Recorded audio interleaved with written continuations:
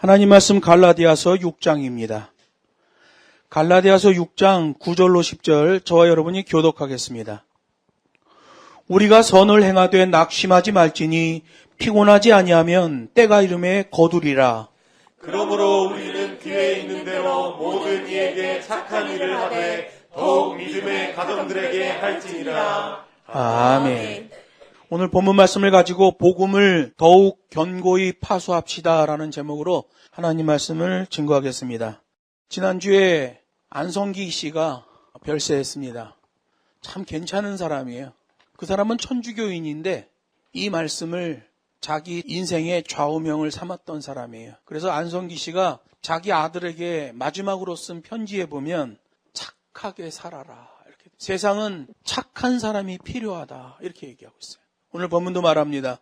모든 이에게 착한 일을 해라. 여러분, 복음을 파수하는 것은 바로 이거예요. 복음을 파수한다고 나가서 머리띠 메고 피켓 들고 시위하는 게 아니라 복음을 파수하는 방법은 내가 하나님의 말씀대로 착하게 살면 되는 거예요. 갈라디아서가 왜 기록됐습니까? 당시 복음의 본질에 대한 심각한 위협이 있는 때였어요. 그래서 그 복음의 심각한 위협을 받고 있을 때 아주 단호한 어조로 기록한 게 바로 이 갈라디아서예요. 그래서 갈라디아서의 무게는 로마서와 거의 견주어질 만큼 강력한 말씀으로 돼 있는 거예요. 왜? 그때 당시에 가짜 복음이 너무 많았어요. 그래서 유대교 거짓 교사에 대한 오늘 6장 9절 상반절에 보면 우리가 선을 행하되 라고 되어 있는데요. 이 선을 행한다라는 말을 원문으로 보면 수고로이 행하되 라는 뜻이에요. 이 수고로이라는 것은 히브리 사람들의 생각에서는 어떤 의미냐면 불확실할 정도로 자주 나와지는 친화력을 말하는 거예요. 그 사람이 선을 행하는데 착한 일을 행하는데 하루에 아침에 한 번 저녁에 한 번 이렇게 하는 게 아니라 불확실할 정도로 많이 나와지는 거예요. 그걸 오늘 본문이 선을 행하되 수고로이 행하되 라고 말하는 거예요. 그리고 피곤치 아니하면이라는 말은요, 편안히 쉬려고 희미해지는 것, 이걸 피곤으로 번역해놨어요. 어떤 사람이 어떤 일을 맡았는데 편안히 쉬려고 그 일을 제대로 해야 된다는 생각이 희미해지는 것, 이걸 피곤이라고 번역해놨어요. 여러분, 오늘 본문이 뭘 얘기해요?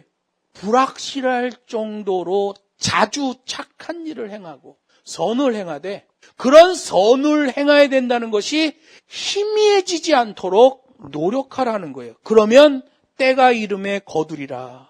이게 바로 복음을 견고히 파수하는 유일한 방법이에요. 신학을 공부해서 신학 논쟁을 통해서 복음을 파수하고 그건 1세기에서 3세기에 살았던 사람들의 생각이고요. 성경에서 말하는 복음을 파수하는 것은 시도 때도 없이 선을 행하는 거예요. 시도 때도 없이 다른 사람을 우선하여 생각하는 거예요.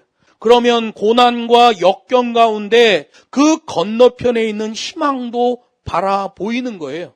때가 이르면 반드시 열매를 거두게 된다라고 말하는 거예요. 말씀을 했습니다. 주께서 세상 끝날까지 우리와 함께 하신다고 약속하셨으니 우리가 함께 걷고 있는 길은 더 찬란한 내일로 나가고 있는 거예요. 오늘 본문은 그러한 선하고 착한 일을 믿는 가정들에게 더욱 많이 하라고 말씀하시는 거예요. 지난해에도 수고의 씨앗을 뿌린 여러분 한 분 한 분의 노고가 모여 우리 교회가 여전히 여기 든든히 서 있고 그 수많은 핍박 가운데 고초를 겪었던 지난 한 해 북경평안교회가 어제 또 새로운 예배당으로 들어가서 오늘 예배를 하는 거예요.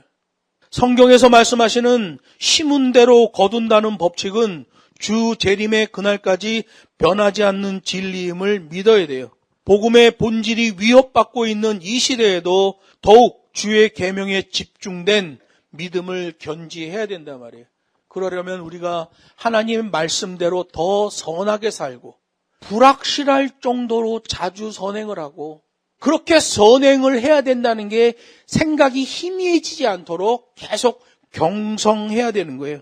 우리 교회가 지난 1년 동안 하나님의 인도함을 받고 또 이렇게 결산하는 것도 감사한 일이요. 새로운 한 해도 주 안에서 인도하심을 받을 것을 소망하며 예산과 목표 계획을 세우는 것도 굉장히 감사한 일이에요. 2026년에도 지치지 않는 영성으로 충성하는 저와 여러분 되기를 주 예수의 이름으로 축복합니다.